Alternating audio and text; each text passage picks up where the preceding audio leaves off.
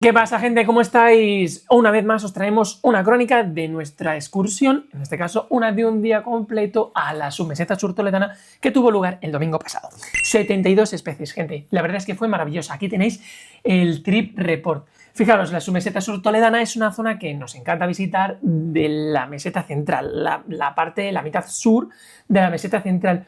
Y la verdad es que es una región magnífica porque tiene un montón de humedales, tiene un montón de zonas esteparias en la que podemos ver pues abutarda, gangas, etc.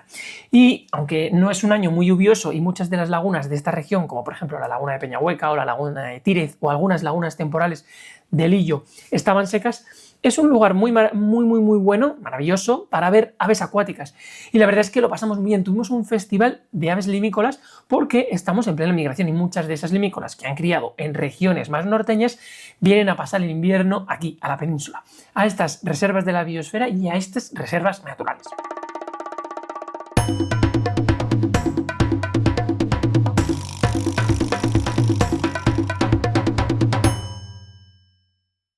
Nuestra primera parada era en un extenso carrizal para intentar ver paseriformes en migración o incluso algunos primeros invernantes. Los laguneros nos dieron la bienvenida. Posiblemente ellos también han pasado la noche en el extenso carrizal, ya que eso les da mucha seguridad. Entre el carrizo empezamos a ver bastante movimiento, sobre todo de buitrones. Y aunque normalmente suelen ser bastante esquivos, en este caso se portaron de maravilla y pudimos sacarle este pedazo de fotones. Los dormideros en los carrizos son bastante frecuentes y por supuesto nos encontramos también con un dormidero de gorrión moruno, el cual nos dio bastante juego y pudimos disfrutar mucho.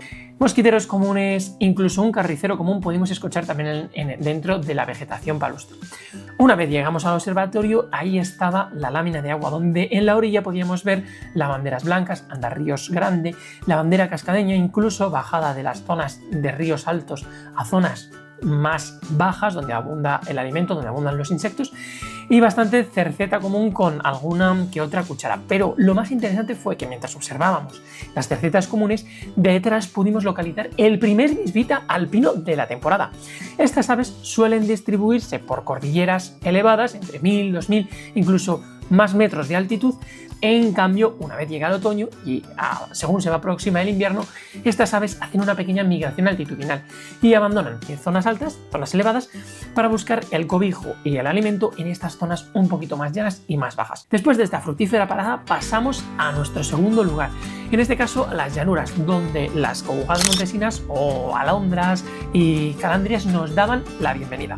Recorríamos a modo safari las extensas parcelas de cultivos, labrados y barbechos en busca de una ave muy especial, la abutarda. Nosotros tuvimos mucha suerte en localizarla porque la veíamos de lejos, la veíamos de cerca, la veíamos en grandes bandos, las veíamos volando, las veíamos de todos tipos y la verdad es que las disfrutamos un montón. Fijaros qué bien, qué maravilla, qué cerquita, qué bandos más sanos, hasta 44 abutardas conseguimos contar en estas zonas. Pero no estaban solas, evidentemente otras aves como por ejemplo alcaudones o incluso las gangas ortegas, que las vimos en vuelo y que las disfrutamos bastante. Pero ojo, porque una vez revisamos la foto nos dimos cuenta de que una de las gangas estaba marcada con un emisor GPS. Estos pequeños emisores de peso limitado y de tamaño reducido nos permiten saber los movimientos de estas aves tan amenazadas.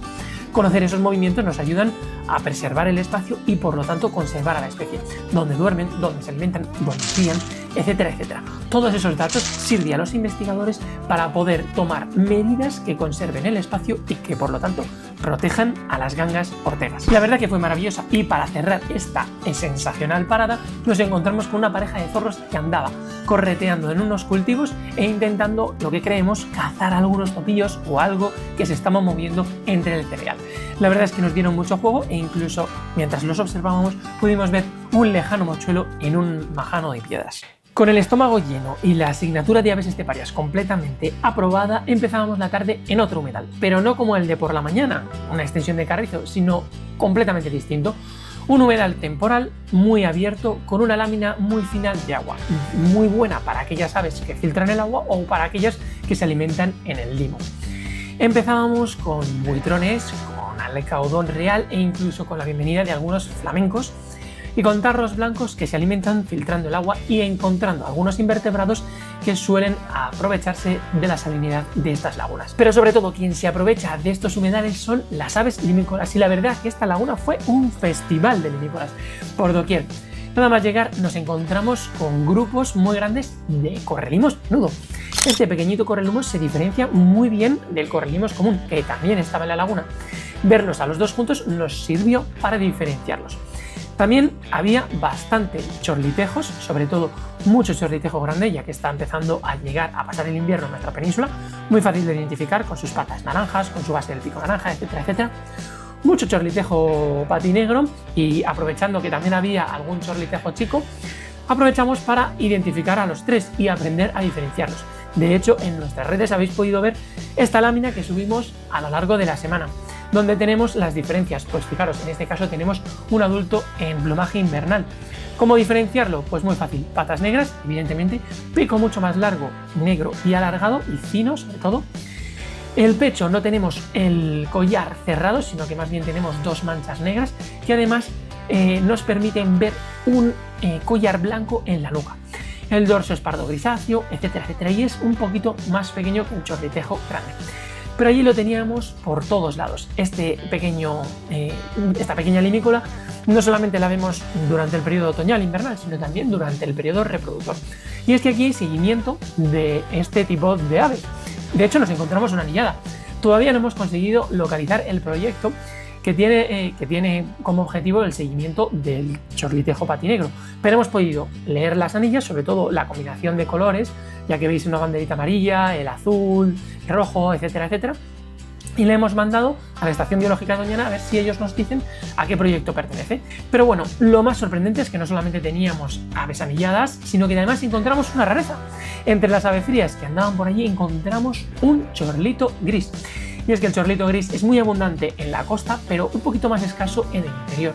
Su distribución es más o menos costera. Y aquellas aves que entran en el interior son sorpresa y, por supuesto, rareza. Y poco a poco así encontramos también algunas agachadizas comunes que pusieron la nota final a este festival de aves limícolas que tuvo lugar al atardecer. Y con el atardecer, ¿qué significa? Bien, llegada de aves a dormidero, sobre todo muchas gaviotas, sombrías y reidoras, pero lo más interesante, y es nuestro primer registro de la temporada, es las primeras grullas. Las oíamos con su reclamo característico, pero sobre todo las vimos aterrizar al fondo de la laguna, posiblemente alimentarse antes de entrar en la superficie de agua. Ah, y para cerrar, casi se me olvida, menuda sesión nos dio esta lavandera cascabeña, que lo tuvimos muy cerquita, en la orilla, disfrutando de los invertebrados.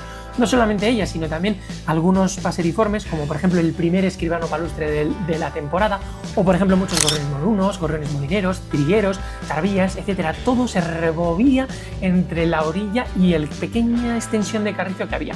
Eso sí, la sorpresa fue el ruiseñor pechazul, porque todos estos pájaros están muy bien, pero disfrutar de la joya del ruiseñor pechazul en pleno dormidero fue un regalo. Después de disfrutar de las limícolas, nos dirigimos ya casi sin luz a una laguna que sabemos que es dormidero para muchas aves, para laguneros sobre todo, ya que pudimos ver decenas de ellos todos juntos revoloteando por el carrizo, para algunas garzas, donde pudimos ver hasta 3 garcetas grandes, pero sobre todo para muchas gaviotas sombrías, reidoras, para algunas fochas, etcétera, etcétera. Disfrutamos, por cierto, también de nuestra primera cigüeñuela, que no la habíamos visto durante el día, y con esas luces de atardecer, la verdad es que nos quedó esta espectacular foto.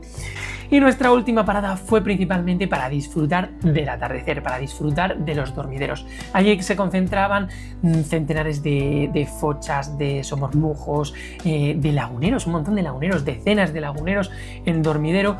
También mucha gaviota, por supuesto, pero sobre todo disfrutamos mucho de los patos colorados, que en esta época están espectaculares, con ese pico, con esa pequeña cresta anaranjada, y sobre todo de nuestra primera cigüeñuela, que la verdad que con esas luces fue maravilloso. Y así disfrutamos también de decenas de aguiluchos laguneros sobrevolando el carrizo, de garcetas grandes, garcillas bolleras, garzas reales en general, generando una espectacular escena al atardecer con el cielo ensangrentado, que nos dejaron un sabor de boca espectacular. Y que cerraron una excursión magnífica, por 5º año consecutivo, 72 especies. Maravillosa, un éxito rotundo que espero poder haberos transmitido y que vosotros y vosotras también hayáis disfrutado en casa. Que nada, que si os ha gustado el vídeo le deis a me gusta, os suscribáis si todavía no lo habéis hecho, porque nos ayuda mucho, y que nos vemos en la siguiente. No os olvidéis, ¡chao!